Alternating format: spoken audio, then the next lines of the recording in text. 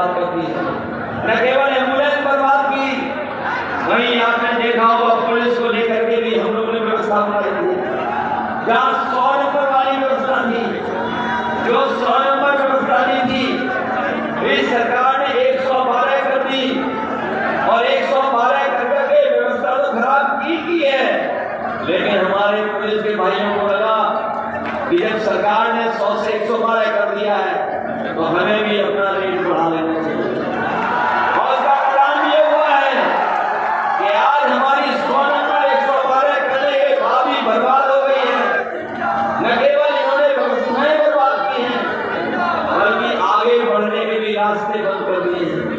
इसलिए हम आप सबसे अपील कर रहे हैं कि समाजवादियों ने न केवल उत्तर प्रदेश के विकास के लिए काम किया, बल्कि हमारे पूर्वांचल का जो इलाका जो थोड़ा पिछड़ा रह जाता है, उसको भी बराबर पे लाने के लिए हम लोगों ने विकास की योजना की बात पहुंचाई। इसलिए हम आपसे विशेष अपील करने आए हैं कि जहाँ विकास में आपको जोड़ेंगे, वहीं आने वाले समय में जो सरकार बनने जा रही है, अगर समाजवादियों को विशेष विकास के लिए योजनाएं चलानी पड़ी तो पूर्वांचल के इलाकों के लिए अपने किसान और नौजवानों के भविष्य को बेहतर करने के लिए विशेष योजनाएं चला करके इनके जीवन को बदलने का काम करेंगे।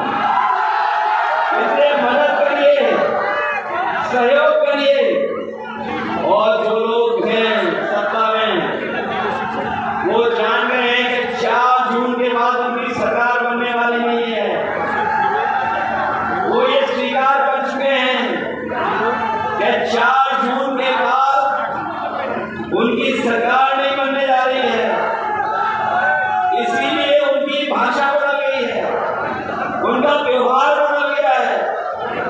लखनऊ वाले तो लखनऊ वाले, दिल्ली वालों का भी भाषा बदल गई है।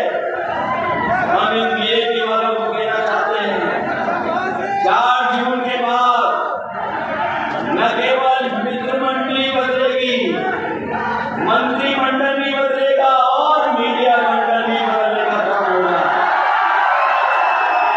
और जो लोग 400 पार का नारा लगा रहे थे, अगर गणित समझोगे तो अब समझ में आएगा कि 400 पार का मतलब है कि 543 में अगर 400 सीटों के बाद जीतने का लक्ष्य रखा है तो बताओ 145 सीटें मंत्री हैं। अगर इनको हिंदी समझ में आ रही होगी, हमारे पत्रकार साथी जानते होंगे कि अगर 400 पार का नारा दे रहे हैं तो उसका मतलब ये हुआ है कि 545 के बाद जितनी सीटें बची हैं उतनी ही जीतने जा रही हैं। तो 400 के बाद वाली सीटें केवल 143 हैं। लेकिन जिस तरह का गुस्सा जनता में है, 140 करोड़ की जनता इनको 140 सीटों के लिए प्रस्ताव देगी। कहीं सरकार नहीं बनने जा रही है। और जब से चुनाव उत्तर प्रदेश का बदला है, जब से उत्तर प्रदेश में गठबंधन ने बढ़त पाई है, ये हमारे पार्टी से, कांग्रेस पार्टी से घबरा गए हैं और साथ ही साथ सहयोगी दलों से भी घबरा गए हैं। तो क्या कहते हैं कि 2 शहजादे वोट मांगने निकले हैं। हम उनको कहना चाहते हैं जो हम लोगों को 2 शहजादे बोल रहे हैं, इस बार दोनों शहजादे मिलकर के शहर तो दे ही रहे आपको, लेकिन जब वोट पड़ेगा, परिणाम आएगा तो आप भी मांग की लोगों से खाओगे। शहर तो मेरी मांग भी खाने आए हो। इसलिए इस चुनाव में, जहाँ ये चुनाव जनता ने अपने हाथ में ले लिया है, ये पहला चुनाव देखने को मिलता है यहाँ चुनाव जनता ने अपने आप हाथ में ले लिया है। और जैसे चुनाव आगे बढ़ता चला जा रहा है, जनता हमारी लीडर के साथ साथ आगे बढ़ती चली जा रही है। इसलिए आप सबसे हम गाजीपुर के लोगों से विशेष निवेदन अपील करना है कि आपको मदद करना, आपको सहयोग करना। और यह देखने को मिल रहा है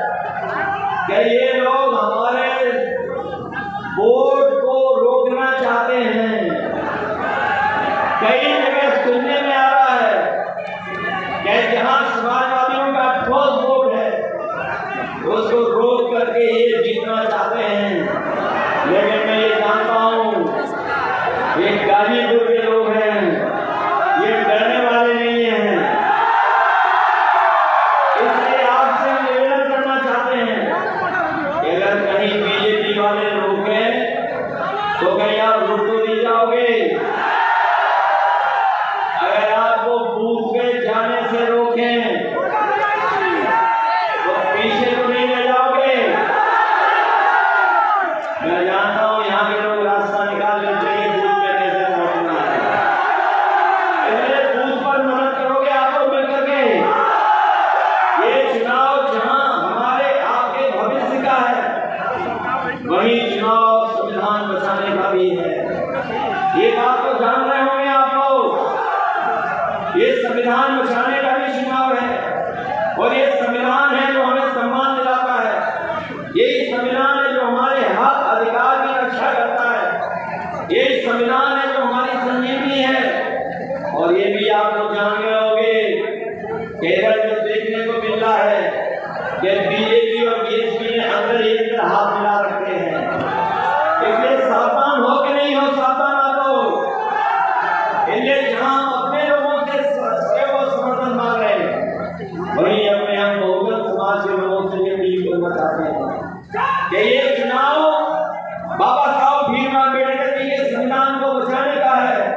इसलिए हमारा इंडिया गठबंधन का साथ दीजिए, सहयोग कीजिए, जिससे आने वाले समय में हम लोग बाबा साहब भीमराव अम्बेडकर जी का संविधान बचा सकें। अगर ये सत्ता में आ गए कुछ भी कर सकते हैं। ये वही लोग हैं जिन्होंने कई मौकों पर जो लोकसभा में सांसद अपनी बात रखना चाहते थे उन्हें रखने नहीं दिया। और ऐसा भी समय आया कि इन्होंने 150 से ज्यादा सांसदों को सदन से बाहर निकालने का काम किया। इसलिए आप लोग सावधान है नहीं सावधान है। जहां मैं आपको सावधान करने आया हूं वही गाजीपुर की धरती जो हमारे वीरों की धरती नहीं है। इन्होंने न जाने कितने वीरों को जन्म दिया है। बहुत महान महान लोगों को जन्म दिया यहाँ पर। जहाँ हमारी गाजीपुर ऋषि मुनियों की धरती रही, जहाँ हमें ऋषि मुनियों का आशीर्वाद तो मिल ही रहा है। वही हमारे साथी लोग जानते हैं कि जब कभी भी सरकार बनी हम अपने विकास के लिए कहीं भेदभाव नहीं किया होगा। माँ कामाख्या देवी का भी हम लोगों को आशीर्वाद है। जहाँ माँ का आशीर्वाद है वहीं जनता का भी सहयोग और समर्थन मिल रहा है। न केवल सहयोग और समर्थन मिल रहा है बल्कि यहाँ की जनता तैयार है। जिस समय 4 तारीख को वोट पड़ेगा सब मिल करके यहाँ पर एक दूसरे का सहयोग कर करके जिताने का काम करेंगे। इसलिए जहाँ सारी जी को जिताना है वही हमारे सनातन पांडे जी की भी मदद करना है। गाजीपुर के लोगों की जिम्मेदारी है अपनी लोकसभा को जितानी है, लेकिन बलिया की लोकसभा को भी जिताना है। इसलिए मदद करेंगे आप लोग। सभी की निगाहें गाजीपुर पर हैं, सभी की निगाहें गाजीपुर पर हैं। गाजीपुर के लोग कमजोरी को नहीं दिखाओगे आप लोग। आपको पता होना चाहिए लड़ाई बड़ी है, लड़ाई आर पार की भी है और लड़ाई ऐसी है कि उत्तर प्रदेश ही देश को बचा सकता है। इसलिए 80 हराओ और भाजपा को भगाओ। भाजपा हटेगी तभी हमारा संविधान बचेगा और भाजपा हटेगी तो अभी हमारे नौजवानों को पक्की नौकरी और पक्की रोजगार मिलेगा। उससे पहले नहीं। इसलिए इन्हीं शब्दों के साथ जहाँ किसानों का कर्ज माफ कर रहे हैं, 30 लाख नौकरियां निकाल करके दे रहे हैं, वही अपनी माताओं बहनों को भरोसा दिला के जा रहे हैं। कभी नेताजी ने समाजवादियों ने समाजवादी पेंशन के साथ साथ विद्याधन देकर के बेटियों को पढ़ने का मौका दिया था। इस बार इंडिया गठबंधन अपनी गरीब माताओं बहनों के अकाउंट में 1 लाख रुपए भेज करके उनको लक्ष्य बढ़ाने का काम कर रहा है। इसलिए सहयोग करो, मदद करो और यही निवेदन, यही अपील मैं आपसे कर रहा हूँ। जहाँ आपने इस कार्यक्रम को सफल बनाया उसके लिए मैं बहुत बहुत धन्यवाद देता हूँ। ये बड़ी संख्या में जो नौजवान साथी और हमारे किसान भाई आए हैं, मैं इन सबसे इस उम्मीद और भरोसे के साथ कि जब परिणाम आएगा तो गाजीपुर तो जीतेगा ही जीतेगा, हमारा बलिया भी जीत करके रिकॉर्ड बनाने का काम करेगा।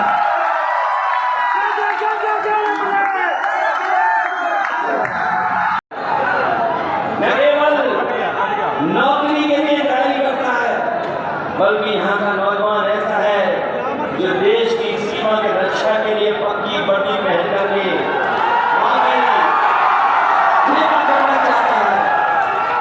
लेकिन जहाँ इन्होंने पेपर लेकर के नौकरी छीनी, वहीं हमारा नौजवान जानता होगा कि अग्निवीर व्यवस्था लागू कर करके इन्होंने जो आधी अधूरी नौकरी देने का वादा किया है, इस तरह की नौकरी को हम लोग कभी स्वीकार नहीं कर सकते, कभी स्वीकार नहीं कर सकते। और ये धरती तो वो है जिसने वीरों को जन्म दिया है, ये धरती वो है जिसने समय समय पर देश की रक्षा के लिए अपनी जान की परवाह नहीं की। यहाँ पर तमाम वो गांव हैं जिनका एक गांव से एक नौजवान देश की रक्षा के लिए, सीमा पे जाने के लिए, वर्दी पहनने के लिए हमेशा तैयार रहता है। यहाँ पर वो गांव भी है न केवल हम, पूरा देश और हमारे फौज के लोग भी जानते हैं कि खेमर जैसा गांव पूरे देश में नहीं होगा जहाँ पर इतनी बड़ी संख्या में नौजवान न केवल फौज में जवान बन करके जाते हैं, बल्कि अधिकारी ऊंचाइयों तक पहुंच करके देश की सेवा करते हैं।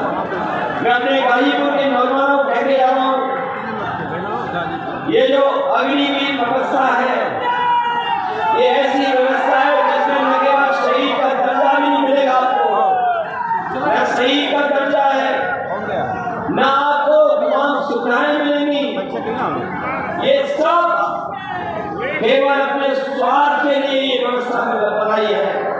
इसलिए अपने नौजवानों से कह के जा रहा हूँ कि 4 जून के बाद जब दिल्ली में सरकार बनेगी तो अग्निवीर जैसी नौकरी हमेशा हमेशा के लिए खत्म हो जाएगी।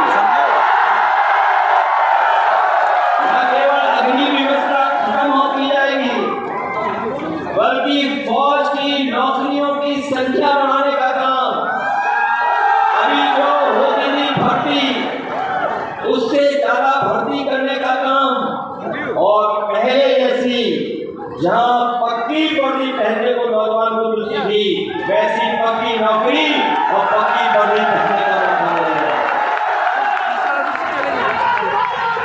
हमारे किसान भाई भी होंगे, किसान नौजवान इससे दुखी है। वहीं आपने महंगाई भी देखी होगी, कहां पहुंच गई है महंगाई।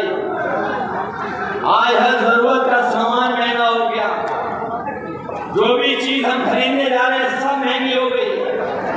न केवल हमारी पढ़ाई महंगी हुई है, किताबें महंगी हुई है, दवाई महंगी हुई है। हमारे नौजवान भी जानते होंगे, जब पहले मोटरसाइकिल खरीदते थे तो कितने रुपए की आती थी? 50,000 रुपए में आती थी। और आज जब बाजार से खरीदना पड़ता होगा तो बताओ कितने रुपए की आ रही है? 1 लाख से ऊपर कर दी है। जहाँ हर जरूरत का सामान महंगा किया है, आगे डीजल पेट्रोल के साथ साथ कीटनाशक दवाइयाँ। और हमारा किसान ये भी जानता होगा कि जब वो डीएपी लेने गया तो सरकार ने मजबूर किया कि जब तक नैनो यूरिया नहीं खरीदोगे आपको डीएपी नहीं मिलेगी। लेकिन नैनो यूरिया से कोई न पैदावार बढ़ी, न फसल को लाभ पहुंचा। और जिस तरीके से उद्योगपति भारत छोड़ करके चले गए थे, उसी तरीके से नैनो यूरिया वाले भी भारत छोड़ करके चले गए। और जहां बोरी की चोरी हुई है, पहले 5 किलो की हुई, फिर 5 किलो की हो गई। 10 साल में इन्होंने बोरी की चोरी में 10 किलो खाद कम कर दी। कभी कभी मैं सोचता